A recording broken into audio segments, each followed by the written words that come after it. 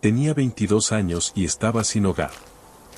No tenía familia que pudiera acogerla, ni ahorros, solo una bolsa marinera de lona y $10 que había ganado remendando redes en una lonja de pescado en Ateras.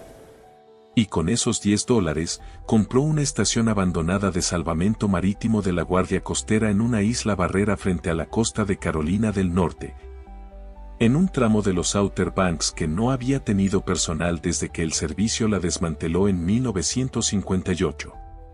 Las tejas de madera se habían vuelto plateadas por la sal. La torre de señales había perdido su linterna en un huracán en 1996. La Comisión Histórica del Condado de Dare había abandonado el edificio en 2014. Pero lo que nadie sabía era que, en la sala de señales de aquella vieja estación, detrás de un armario de hierro para banderas que llevaba atornillado a la pared desde 1917, había algo que no se había abierto en más de 65 años. Algo que cambiaría su vida para siempre. Antes de continuar, si historias como esta significan algo para ti, suscríbete. Y dinos en los comentarios desde donde nos estás viendo. Nos encanta ver hasta dónde llegan estas historias. Nessa Tierney había crecido en el agua como otros niños crecen sobre el asfalto, sin pensarlo, sin saber que existía otra forma de crecer. Nació en una pequeña casa revestida de madera en el lado del sonido de la isla de Ateras, la menor de 2 hijas de un pescador comercial llamado Declan Tierney, quien operó un arrastrero de 36 pies llamado Maebete desde el puerto de Ateras desde 1989 hasta la mañana en que murió. Su madre, Kalin, había sido maestra en la escuela primaria Cape Ateras durante 11 años antes de morir en un accidente de coche en la autopista 12 durante un temporal del noreste, cuando Nessa tenía 6 años y su hermana mayor Bridget tenía 9. Declan no volvió a casarse. Crió a sus 2 hijas solo en aquella pequeña casa, con la ayuda de una red de familias pescadoras de la isla que entendieron, sin necesidad de que se lo pidieran, que un pescador viudo con 2 hijas menores de 10 años necesitaba un tipo de ayuda que aparece sin anunciarse. Una cazuela en el porche un miércoles por la noche. Un viaje a la escuela cuando la camioneta no arrancaba. Una invitación a cenar los domingos en casa de los Miet, los O'Neill o los Austin, que en realidad era una invitación a sentarse a una mesa donde sus hijas pudieran ver cómo es una cena familiar. Declan era un hombre callado. Había nacido en la isla de Ateras en 1966, hijo de Seamus Tierney, quien a su vez era hijo de Patrick Tierney, un pescador que había llegado a los Outer Banks desde el condado de Kerry en 1921 y nunca se fue. Cuando Nessa nació, los Tierney llevaban 4 generaciones pescando en esas aguas. Pescaban pez azul, caballa real, caballa española, corvina roja, lenguado y cobia. Y lo hacían desde pequeñas embarcaciones que el abuelo de Declan, Patrick, había construido a mano, que su padre Seamus había mantenido a mano y que el propio Declan había mantenido a mano. Hasta la mañana en que ya no pudo mantener nada. La madre de Declan, la abuela de Nessa, se llamaba Mary Grace Tierney, de soltera O'Neill. Había crecido en la isla de Ocracoke, a 20 millas al sur, y tras casarse con Seamus en 1964 se mudó a Ateras, donde pasó los siguientes 40 años como contable, remendadora de redes, compradora de hielo y administradora de facto del negocio familiar. Cada noche, después de cenar, llevaba las cuentas en un pequeño libro verde en la mesa de la cocina. Sabía, hasta el último centavo, cuánto se había vendido cada libra de pescado durante 4 décadas. Sabía qué meses eran duros, cuáles abundantes y cuáles eran los meses en los que había que guardar dinero para sobrevivir a los difíciles. Cuando Nessa tenía 10 años, le enseñó a llevar un libro contable, la fecha en la primera columna, la especie en la segunda, el peso en la tercera, el precio por libra en la cuarta, el total en la quinta y el balance acumulado en la sexta. Nessa mantuvo su propio libro de práctica durante 2 años, sentada a su lado en la mesa de la cocina cuando Declan aún estaba en el mar. Pero aquella práctica le enseñó algo más profundo que la contabilidad. Le enseñó que una familia de pescadores no sobrevive capturando más peces, sino entendiendo exactamente cuánto valen los peces que captura. Mary Grace murió cuando Nessa tenía 13 años. Un derrame cerebral en casa, en la cocina, un martes por la tarde de enero. Declan la encontró cuando regresó del puerto. El pequeño libro verde estaba abierto sobre la mesa. La última anotación, escrita con su letra meticulosa, estaba fechada esa misma mañana, 12 libras de lenguado a $4,80, vendidas en la lonja de Ateras. Total, $57,60. Balance acumulado, 14.211,47. Declan dejó el libro en la estantería de la cocina el resto de su vida. No volvió a escribir en él. Simplemente lo mantuvo allí, como un hombre que guarda algo que aún no está listo para cerrar. Declan le enseñó a Nessa todo lo que sabía sobre el agua. La llevó al Maebete desde que tenía 4 años. Demasiado joven, decían muchos en la isla. Pero Declan no escuchaba a la mayoría, porque él mismo había estado en el barco de su padre a los 4, y Seamus en el de su padre a los 4, y Patrick en su currache en el condado de Kerry a los 4. Los Tierney no creían que el océano se volviera más seguro por esperar para aprenderlo. A los 6 años, Nessa ya sabía enrollar correctamente un cabo de amarre, en espiral plana, no en forma de 8. Declan tenía opiniones firmes sobre los 8, que expresaba desenrollándolos en silencio y volviéndolos a enrollar correctamente sin mirar a quien lo había hecho mal. A los 8 años, podía leer una tabla de mareas y predecir, con un margen de 20 minutos, el cambio de marea en Oregon Inlet cualquier día. A los 10, podía identificar un cambio de tiempo sobre el Pamlico Sound por el color del cielo sobre el continente. Un tono gris amarillento específico que indicaba que una línea de tormenta se estaba formando y llegaría a la isla en unos 90 minutos. A los 12, Declan le permitió tomar el timón del Maebete por primera vez en las aguas tranquilas del Sonido, una tarde calmada de septiembre. Nessa hizo girar el barco en un amplio círculo lento mientras él la observaba desde la popa, con los brazos cruzados y la gorra baja. Años después, ella entendería que aquella expresión era el orgullo preciso de un padre que acababa de confirmar que las manos de su hija eran las correctas para ese trabajo. Cada año, en el aniversario de la muerte de Calín, Declan llevaba a Nessa al pequeño cementerio detrás de la iglesia metodista en Buston. No hablaban mucho. Él se quitaba la gorra, juntaba las manos, y permanecían en silencio unos 5 minutos frente a la lápida. Luego volvía a ponerse la gorra, caminaban hasta la camioneta y conducían hasta el puerto para salir a pescar. Era el único ritual que Declan mantenía. Y también la única vez que Nessa veía a su padre completamente inmóvil. Su hermana Bridget no era una persona del agua. Tenía 3 años más y, desde pequeña, había sido completamente distinta, estudiosa, de interior, impaciente con la lentitud de las mareas, con el olor del cebo y con los despertares a las 4:30 que exigía la vida de pescador. Bridget era hija de su madre, del mismo modo preciso en que Nessa era hija de su padre. Y tras la muerte de Calín, Bridget se aferró al recuerdo del aula, de los libros y de los crucigramas de los domingos por la mañana con la misma intensidad silenciosa con la que Nessa se aferró a los cabos, las mareas y las lecciones de timón de Declan. Las 2 hermanas se querían a través de la distancia de sus distintas herencias. No siempre se entendían, pero se querían.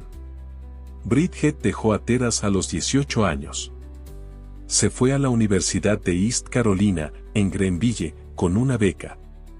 Estudió Administración de Empresas, se graduó y consiguió trabajo en una empresa de desarrollo inmobiliario en Raleigh.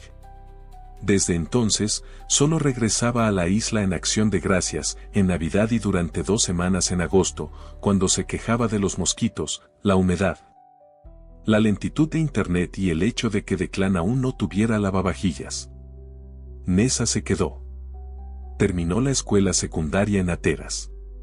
No fue a la universidad. A los 18 años empezó a trabajar con su padre en el Maeve, convirtiéndose en la cuarta generación de los Tierney en pescar comercialmente desde el puerto de Hatteras. Durante 4 años aprendió todo el oficio. No solo a manejar el barco o las líneas, sino también la red de contactos, el mantenimiento del motor, la electrónica, la compra de hielo, el combustible, la venta del pescado, las tarifas del muelle, los seguros, las inspecciones de la guardia costera y toda la dura economía diaria de mantener operativo un arrastrero de 36 pies en un siglo en el que había menos peces, más regulaciones y el combustible era cada vez más caro. Los 4 años que Nessa pasó en el Maeve con su padre fueron los mejores de su vida. No lo habría dicho en ese momento, porque en aquel entonces todo parecía simplemente trabajo, mañanas frías, jornadas largas, el olor agrio del diésel en la sala de máquinas, el dolor en los hombros por arrastrar redes. El aburrimiento particular de una tarde lenta pescando caballa real en un mar en calma cuando los peces no picaban y la radio repetía la misma emisora de country que llevaba sonando desde 1994. Pero con el tiempo entendió que esos 4 años habían sido los años en los que su padre, por primera vez en su relación, no había sido solo su padre, sino su compañero. Desde el primer día completo de trabajo, la trató como parte de la tripulación, no como a una hija. Esperaba que estuviera en el muelle a las 4:30. Esperaba que ya hubiera revisado el clima antes de llegar. Esperaba que supiera qué cebo preparar sin que se lo dijeran, qué canal escuchar en la radio VHF y en qué amarre debía entrar al final del día. Y ella cumplió con cada expectativa, cada mañana, durante 4 años. Cumplir esas expectativas fue lo más parecido a una conversación sobre el amor que ella y Declan tuvieron jamás. Declan estaba orgulloso de ella. No lo decía con frecuencia, porque era un Tierney, y los Tierney expresaban el orgullo de otra manera, apareciendo cada mañana a las 4:30. Y eso fue exactamente lo que hizo cada día, hasta aquella mañana de noviembre en la que no apareció. Murió mientras dormía, de un infarto, a los 58 años. Nessa lo encontró. Bajó a las 4:15 para preparar el café y lo vio en el viejo sillón reclinable del salón, donde se había quedado dormido viendo el canal del clima la noche anterior. Más tarde diría que parecía un hombre que simplemente había decidido no despertarse. Y probablemente eso era exactamente lo que había pasado. El funeral fue enorme para los estándares de Hatteras. Toda la comunidad pesquera de la isla acudió. Hombres que Nessa había conocido toda su vida, hombres que habían pescado junto a su padre durante 30 años, hombres cuyos propios padres habían pescado con Seamus, hombres cuyos abuelos habían conocido a Patrick. Se reunieron en la pequeña iglesia metodista de Buston con pantalones khaki, camisas blancas y gorras manchadas de sal en las manos. No dijeron mucho. Los pescadores de Hatteras no hablan mucho en los funerales. Pero estuvieron allí. Y eso era lo importante. Bridget vino desde Raleigh. Se quedó 4 días. Se encargó de todo, el certificado de defunción, el seguro, las cuentas bancarias, la escritura de la casa y la titularidad del Maeve. Fue eficiente. Fue práctica. Y, en la silenciosa opinión de Nessa, exactamente el tipo de mujer de negocios de la que su madre se habría sentido orgullosa y que su padre nunca habría terminado de entender. El 4.º día, Bridget se sentó con Nessa en la mesa de la cocina de la casa. La misma mesa en la que Declan había desayunado avena cada mañana a las 4:20 durante 30 años. Con una voz cuidadosa y medida, la voz de alguien que llevaba años en el sector inmobiliario y sabía cómo dar malas noticias sin alterarse, explicó que la casa debía venderse. Los impuestos no se habían pagado en 2 años. El seguro de la vivienda había caducado 18 meses antes de la muerte de Declan. Y existía una hipoteca de $114,000 que Nessa ni siquiera sabía que existía. El Maeve también debía venderse. El seguro del barco había caducado, y el motor necesitaba una reparación de $22,000 que ninguna de las dos podía pagar. Bridget ya había hablado con un agente inmobiliario en Nags Head. La casa, con su pequeño muelle y su terreno, se vendería por unos $380,000. Después de cubrir deudas y gastos, quedarían aproximadamente $240,000. Propuso dividir el dinero entre las dos. Nessa escuchó todo sin decir una palabra. Entendió los números. Y también entendió algo más importante: Bridget no estaba pidiendo permiso. Le estaba diciendo lo que iba a pasar. La casa se iba a vender.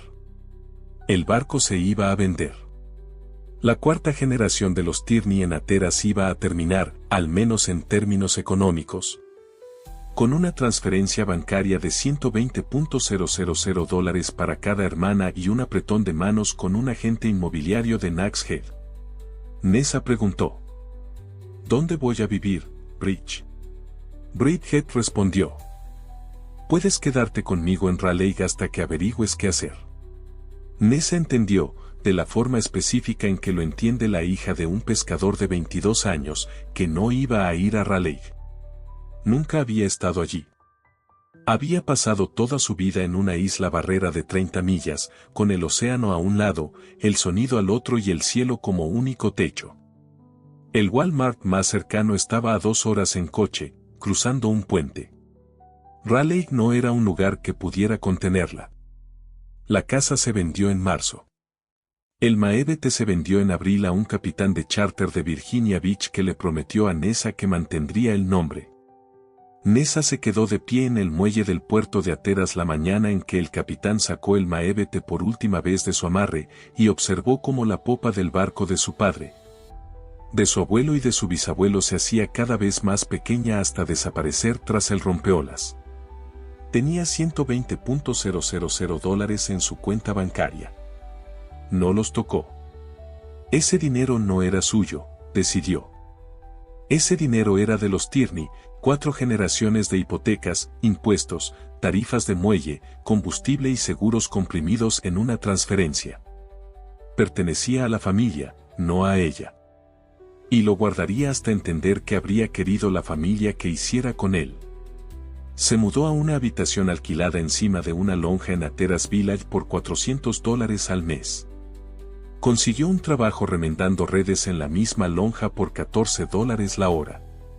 Tenía la bolsa marinera de lona de su padre con sus pertenencias, su gorra, su navaja plegable, tablas de mareas de los últimos 15 años y un pequeño reloj de barco de latón que había estado colgado en la cabina del Maebete desde que Seamus lo instaló en 1978.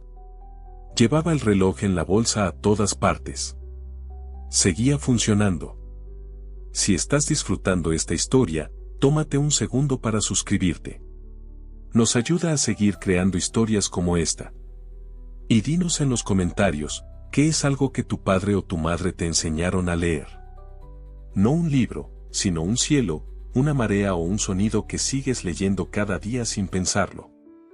Una noche cálida de finales de mayo, Nessa estaba sentada en el muelle detrás de la lonja, con la bolsa de su padre a su lado y el portátil sobre las rodillas. Fue entonces cuando encontró el anuncio. En la página de propiedades excedentes del condado de Dare. Una estación abandonada de salvamento marítimo de la Guardia Costera, en una isla barrera a 9 millas al norte de Hatteras, accesible solo por barco o por un camino de arena que se inundaba con la marea alta. Construida en 1911. Transferida a la Guardia Costera en 1915. Operativa hasta 1958. Vacía desde entonces. Precio, $10. La fotografía mostraba un edificio desgastado por el clima sobre una duna baja frente al océano, con una torre de señales cuadrada elevándose desde el centro del techo. Una rampa ancha hacia la playa y una fila de ventanas en el segundo piso. Las tejas estaban plateadas por la sal. Nessa miró la foto durante mucho tiempo. A la mañana siguiente, llamó a la oficina del secretario del condado en Manteo. La secretaria era una mujer de unos 50 y tantos años llamada la señora Etrich, que llevaba décadas trabajando en la oficina del condado. Selló la escritura sin hacerle ninguna pregunta a Nessa, porque reconoció el apellido Tierney y entendió, sin necesidad de explicación, por qué alguien con ese apellido compraría una estación de salvamento en una isla barrera por $10. Nessa cruzó el Pamlico Sound en una pequeña lancha una mañana de sábado a principios de junio. La estación se alzaba sobre una duna baja frente al Atlántico, exactamente como en la fotografía, revestida de tejas plateadas por la sal, con una torre de señales cuadrada elevándose desde el centro del techo y un amplio porche cubierto del lado del océano. Abrió la pesada puerta principal con la llave de hierro que le había dado la señora Etrich y entró. La planta baja era una única sala grande, los antiguos dormitorios y comedor de la tripulación. El suelo era de tablones, las paredes de madera estaban pintadas de un blanco desvaído de la guardia costera, había una chimenea de ladrillo en el extremo sur y una mesa de madera pesada en el centro. Una escalera estrecha subía al segundo piso. Y por encima de este, una última escalera conducía a la sala de señales en lo alto de la torre. Nessa subió. La sala de señales era un espacio cuadrado pequeño, de unos 8 por 8 pies, con ventanas en los 4 lados que daban al océano, al sonido y a la isla en ambas direcciones. En el techo había un soporte de latón para una lámpara de señales. Contra la pared fijado con soportes de hierro, había un armario alto y estrecho para banderas de señales, del tipo que el antiguo servicio de salvamento utilizaba para almacenar las banderas internacionales con las que los vigilantes se comunicaban con los barcos en alta mar. La puerta del armario estaba oxidada y atascada. Nessa la abrió con una palanca plana que llevaba en la bolsa de su padre. Dentro había 12 banderas dobladas, gastadas por el tiempo, cada una con un pequeño clip de latón marcado con su letra, de la A a la L. Las otras, de la M a la Z, faltaban. Detrás de las banderas, en el fondo del armario, algo no encajaba. El panel trasero de hierro no estaba pegado a la pared. Había un espacio, de unos 7 u 8 centímetros, entre el armario y el revestimiento de madera. Nessa metió la mano en el hueco. Sus dedos encontraron una pequeña repisa de madera fijada a los montantes de la pared, completamente invisible desde el frente, accesible solo al pasar la mano detrás de las banderas. Sobre la repisa había 3 objetos. Un cuaderno encuadernado en cuero. Una bolsa de lona pesada con monedas. Y una carta doblada en papel grueso color crema, sellada con una pequeña gota de alquitrán. Nessa los llevó cuidadosamente escaleras abajo, por la torre y luego por la escalera principal, hasta la gran mesa de madera en la antigua sala de la tripulación. Los colocó sobre la mesa, iluminados por la luz de la mañana que entraba por las ventanas que daban al océano. Se sentó en el banco. Y abrió primero el cuaderno. Cada rescate. Cada patrulla.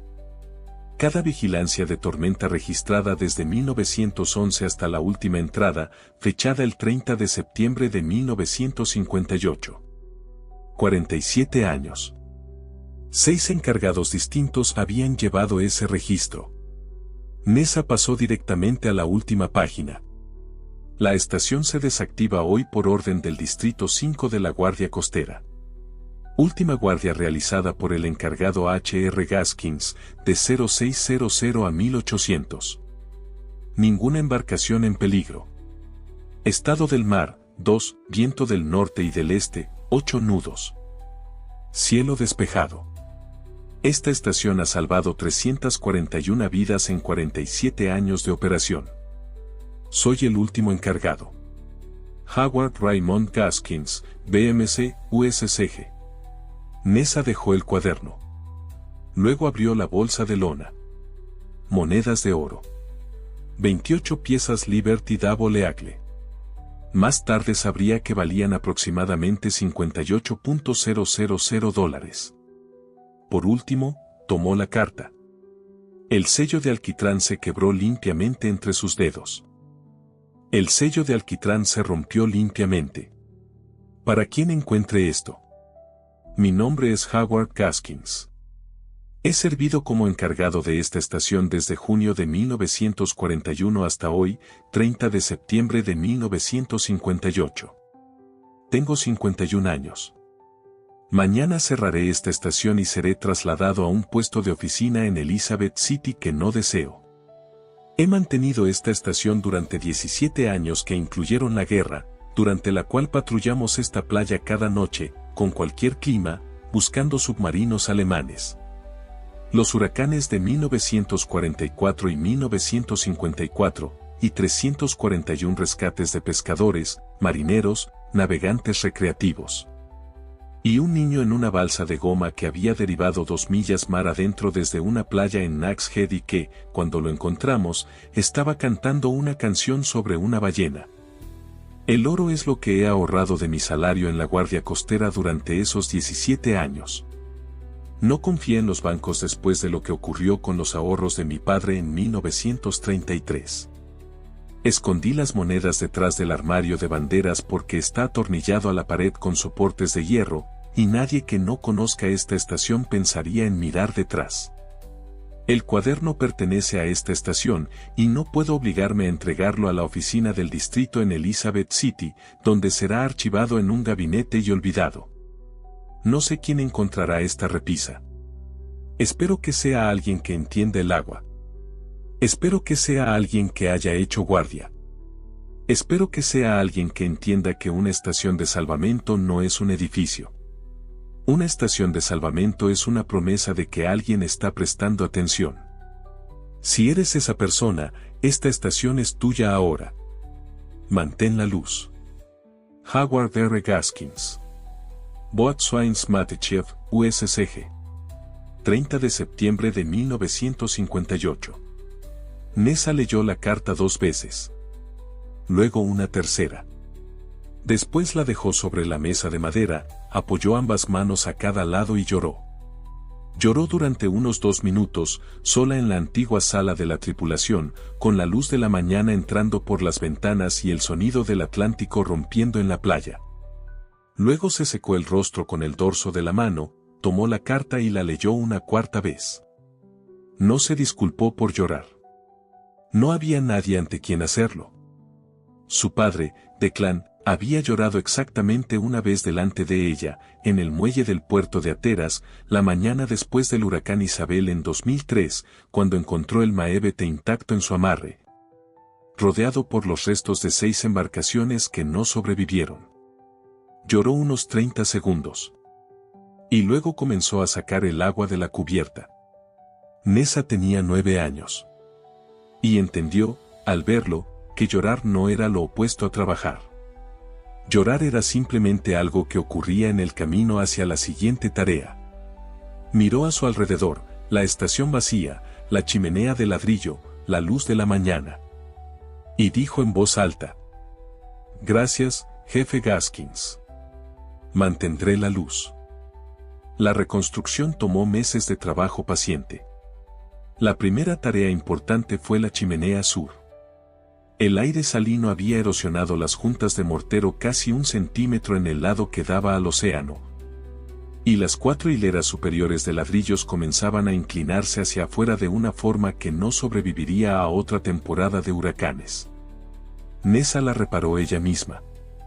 Durante 3 semanas de julio, trabajó sobre un andamio de madera que construyó junto a la pared sur, utilizando una mezcla de mortero Portland que había aprendido a preparar gracias a un albañil retirado de Rodante, que durante 20 años había mantenido el ladrillo del faro de Cabo Hatteras. Convirtió el segundo piso en un pequeño apartamento. Y dejó la planta baja exactamente como la había encontrado. La mesa pesada. Las paredes de madera. La chimenea de ladrillo. Sin tocar. En su segundo año, reabrió la estación como un pequeño sitio de patrimonio marítimo, abierto al público y accesible solo por barco. Empezaron a llegar grupos escolares desde Hatteras y Ocracoke. Veteranos de la Guardia Costera. Viejos hombres que habían pasado sus vidas en el agua. El nieto de uno de los hombres que había servido con Howard Gaskins viajó desde Norfolk solo para ver el cuaderno. Subió a la sala de señales. Y permaneció allí de pie durante mucho tiempo, sin decir una sola palabra. Una tarde despejada de finales de septiembre, cuando Nessa tenía 25 años, se sentó en el porche cubierto del lado del océano y observó cómo la última luz cobriza del día se desvanecía sobre el Atlántico. La torre de señales se alzaba sobre ella. La linterna seguía ausente desde el huracán de 1996, pero el soporte de latón aún estaba fijado al techo en el interior. El océano tenía ese azul oscuro, casi negro, que adopta frente a los Outer Banks al atardecer en septiembre. Su padre lo llamaba azul de guardia, porque decía que era el color que los antiguos vigilantes habían observado durante 100 años desde las torres de las Islas Barrera. Nessa pensó en su padre, en cómo la había llevado al mar desde los 4 años, en cómo le había permitido tomar el timón por primera vez a los 12, en una tarde tranquila, en cómo la había observado desde la popa, en silencio. Y en ese orgullo específico de un padre que acaba de confirmar que las manos de su hija son las manos correctas para ese trabajo. Pensó en su abuelo Seamus, que había instalado el reloj de latón en el Maevet en 1978 y lo había dado cuerda cada domingo durante 23 años. Pensó en su bisabuelo Patrick, que llegó desde Irlanda en 1921 sin nada más que el conocimiento de cómo leer el agua, y que lo hizo durante 47 años en una isla a miles de kilómetros de su hogar. Pensó en Bridget, en cómo había vendido la casa y el barco porque las cuentas así lo exigían, y en cómo no se había equivocado en los números, pero sí en una cosa: creer que una transferencia bancaria y un apretón de manos podían cerrar 4 generaciones de vida en una isla. Bridget la había llamado en agosto. Dijo que tal vez vendría en octubre. Nessa le respondió que dejaría la lancha en el muelle del continente para ella. La distancia entre ambas ya no era la de marzo. Tampoco era la cercanía de la infancia. Pero estaba cambiando. Como cambia la marea. No porque alguien lo decida, sino porque el agua tiene su propio ritmo. Pensó en Howard Gaskins, en los 17 años que hizo guardia en esa estación, en las 341 vidas que salvó, en cómo, la última noche, dejó una carta, un cuaderno y oro escondidos detrás de un armario, confiando en que alguien, algún día, los encontraría. Y entonces lo entendió. Eso era lo que hacían los hombres como su padre. No enseñaban con palabras. Enseñaban estando. Eso es lo que tenían en común. Su padre. Su abuelo. Howard Gaskins. No era el trabajo. Era la guardia. Cuando tienes 4 años y estás de pie en la cubierta de un barco aprendiendo a enrollar una cuerda, piensas que eso es lo importante. La cuerda. La técnica. Hacerlo bien. Pero no lo es. Lo importante es estar ahí. Estar en el agua a las 4:30 de la mañana cuando nadie más está. Estar despierto cuando el resto del mundo duerme. Mirar un cielo que aún no ha decidido qué va a hacer. Eso es la guardia. Una guardia no es un trabajo. Es un acuerdo. Un acuerdo entre una persona y un tramo de agua. Un acuerdo de seguir prestando atención, incluso cuando no hay nada que ver. Los antiguos vigilantes lo sabían. Pasaban décadas en torres sobre Islas Barrera, mirando un océano que la mayoría de las noches estaba vacío, oscuro, indiferente. Y aún así no dejaban de mirar. Porque sabían que la única noche en la que dejaran de hacerlo, sería la noche en que un barco se hundiera frente a ellos. Y no habría nadie despierto para verlo. Nuestros padres nos enseñan esto sin decir la palabra guardia. Nos lo enseñan despertándonos a las 4:30. Nos lo enseñan dejándonos tomar el timón en silencio. Nos lo enseñan dando cuerda a un reloj cada domingo durante años. Y luego, muchos años después, subimos una escalera. Entramos en una habitación pequeña en lo alto de una torre. Metemos la mano detrás de un armario de hierro. Y encontramos una carta. De un hombre que hizo la misma guardia que nuestro padre. Y entonces lo entendemos. Nunca nos estaban enseñando a pescar. Nos estaban enseñando a permanecer despiertos. Nessa Tierney tenía 22 años y no tenía hogar. Tenía $10. Y los gastó en una estación abandonada de salvamento en una isla frente a la costa de Carolina del Norte. Fue la mejor inversión de su vida. Si esta historia te tocó, compártela con alguien que necesite escucharla. Y si te gustó, tenemos algo especial para ti. 12 historias completamente nuevas, nunca publicadas en YouTube, disponibles solo para quienes apoyan directamente este canal. Cada una es una historia completa de Quiet Road, como esta. El enlace está en la biografía. Pusimos todo nuestro corazón en ellas. Las hicimos para quienes realmente escuchan. Gracias por ser uno de ellos. Nos vemos en el próximo Historias del Camino.